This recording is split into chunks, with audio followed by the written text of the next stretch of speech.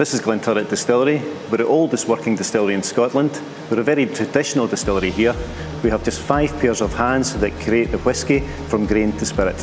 Okay, this is our grist box. The first part of the process is milling. What we need to do is we grind the malt down to 3 constituents. We have the husk, the grits and the flour. It's very important we get this exactly right. This will help us extract all the sugar and all the enzymes in the mash tun. So this is our mill. It's an old Porteous mill. It's over 100 years old. Fantastic piece of equipment. It sort of states what we do at this distillery. Everything's very old and very traditional.